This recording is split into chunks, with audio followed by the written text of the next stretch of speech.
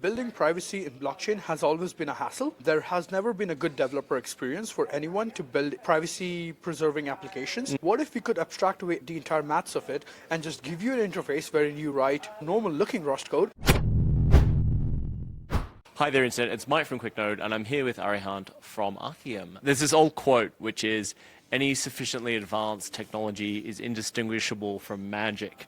Arcium is one of the only things that makes me feel that way on Solana. Yes. Solana allows you to compute anything on-chain and to have a verifiable proof that, hey, there's this computation, and this is done by whoever runs the validator on Solana. What Arcium allows for is to be able to compute same functions, but on encrypted data.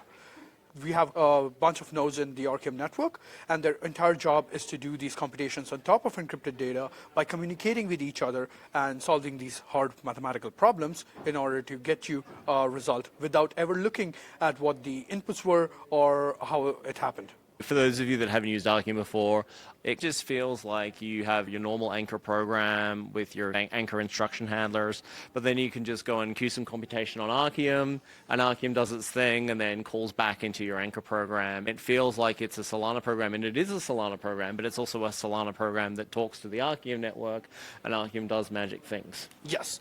The big goal for us when we started Arcium was that building privacy in blockchain has always been a hassle. There has never been a good developer experience for anyone to build privacy-preserving applications. You either would need a really good math background or tons of capital to hire someone who is specialized in this. Our entire goal was, what if we could abstract away the entire maths of it and just give you an interface wherein you write normal-looking Rust code with a few traits and caveats here and there, or CLI can then compile it down to MPC bytecode that can be executed in our runtime environment on the Arcium network without you having to deal with any of the complicated maths that goes underneath the hood.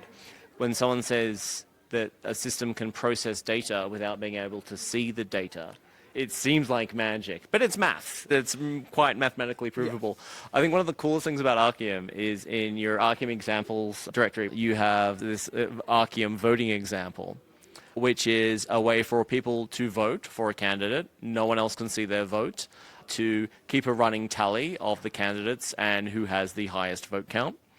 And at the end of it, output the winning candidate in a way where no one can see who anyone else is voting for, no one can see the running tally of votes, no one knows who came second or third, but you can change it. It's arbitrary Rust. You can expose who came second or third if you want to. It's totally up to you as the developer.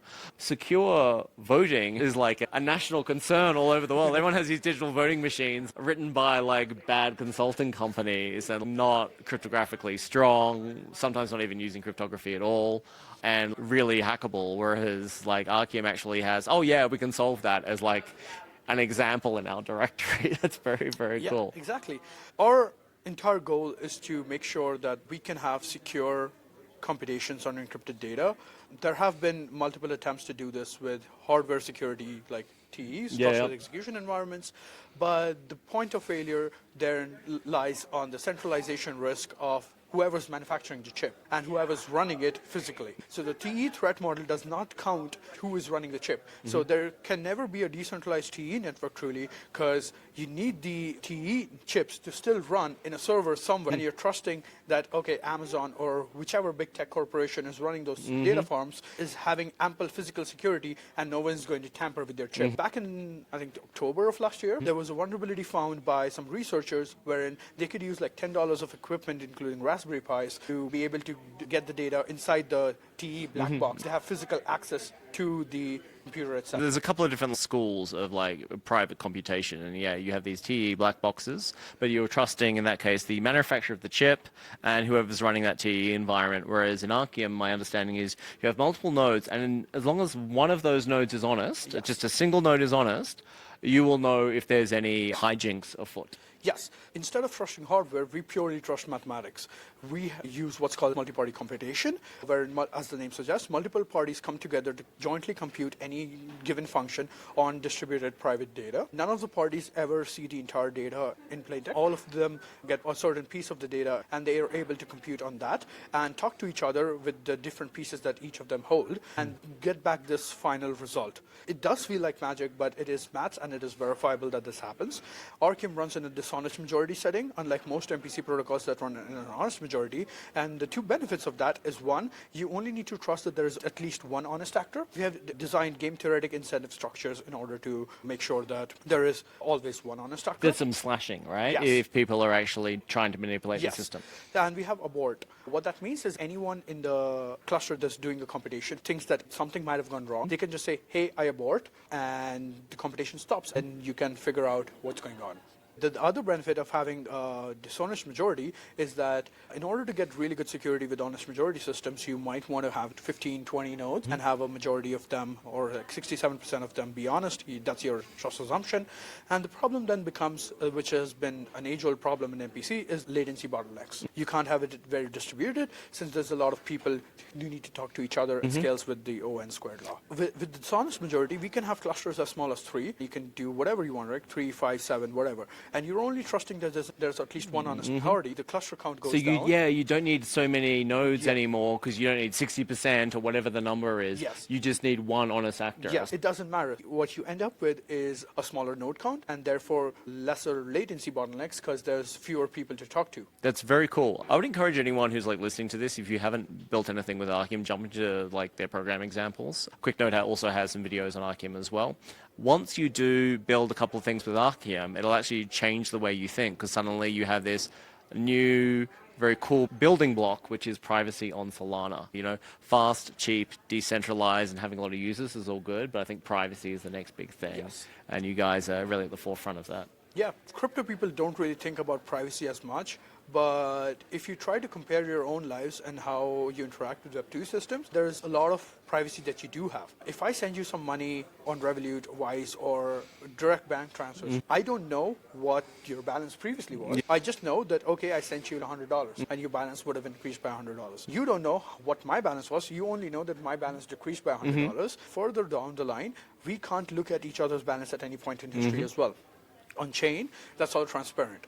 That's good for certain use cases, but there might be cases wherein I would not want to reveal who I'm sending money to, or how much money I'm sending, or who I'm interacting with, because that is a way to lead to personally identifiable information, and therefore lead to cracking my digital identity. That's why we try to improve the privacy on Solana. Arcium network is just the first building block of it. The second one that we're building right now is what's called confidential SPL. One of the cool things about CSPL is that you can confidentially send any token. It doesn't need to be like token extensions. You can just take a regular classic token and it works with CSPL. Yes. Where is it at right now? Because I want it to be released. I want to be using it. I'm working on getting it there. It's nearly done, and hopefully we should have it on DevNet. CSPL does not sever the ties between the sender and receiver. You can still see that on chain, but you can't see the amount of the assets being transferred, as well as the balance and what our balances pre and post were. Okay, cool. Right? And then one of the companies that's building on top of Arcium is Umbra, and they're going to solve the other part. Is that correct? Yes. They are working on breaking the link between sender and receiver, and what they use is a mixture of both ZK and MPC using Arcium.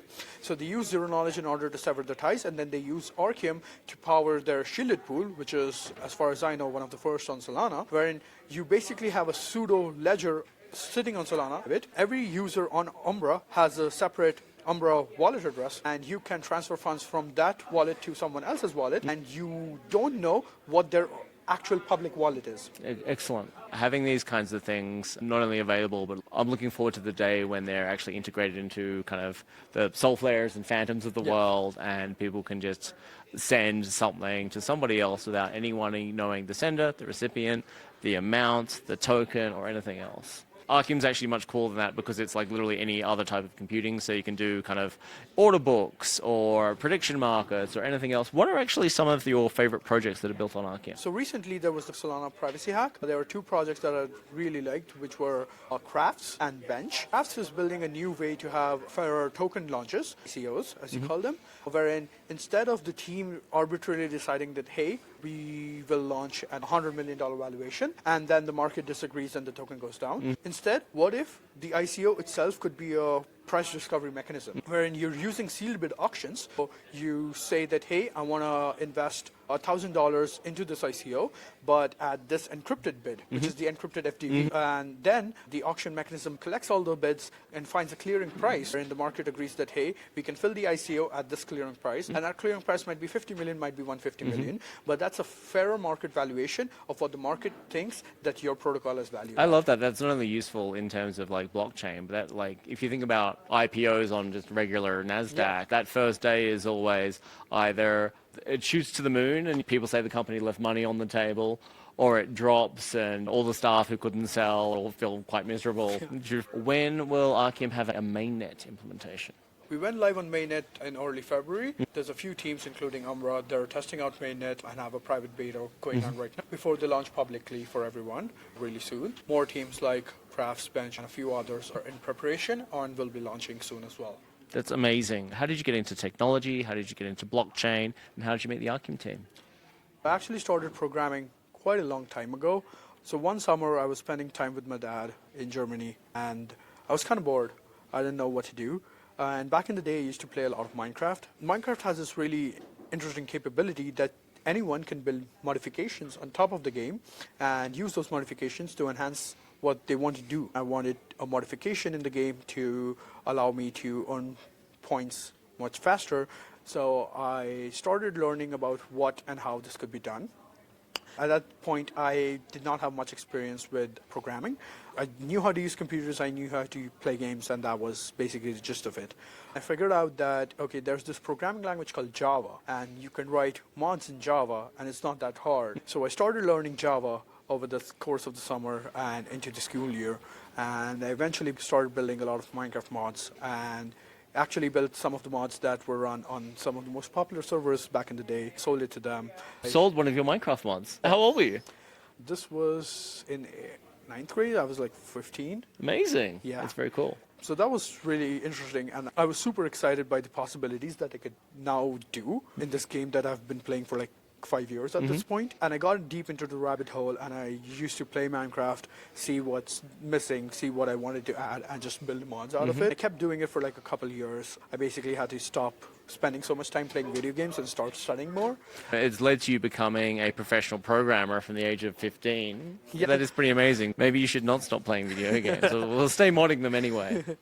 Yeah, when I started uni, I started programming again, but this time around I was more interested in building web applications. Some college seniors had this opportunity wherein they wanted to participate in a crypto hackathon, and they asked around that, hey, is anyone good enough to do front-end stuff?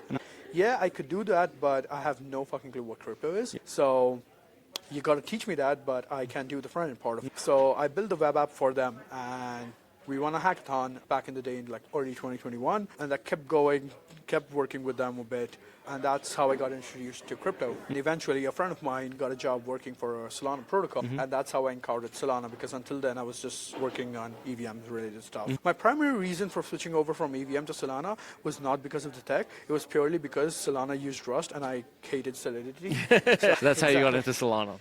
Yeah, that's how I got into Solana. I used to do freelance dev, and then all this time I was exploring zero knowledge proofs on the side. I used to do a bit of ZK work on EVM. I tried to see who and what was going on with respect to ZK and Solana, and this was back in late 2022, early 23. There weren't many people.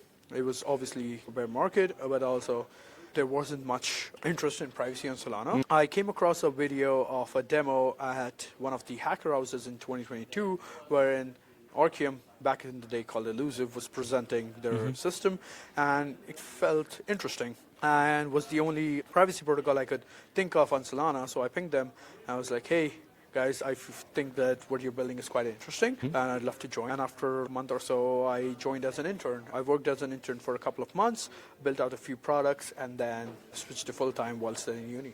That's very cool. Just like emailing to reach out to somebody. No, I cold DM'd on the official Twitter account. Oh, wow. DMing someone directly that can make amazing things happen. That's very, very cool. Yeah. Arihant from Arcium, thank you very much. Thank you for having me.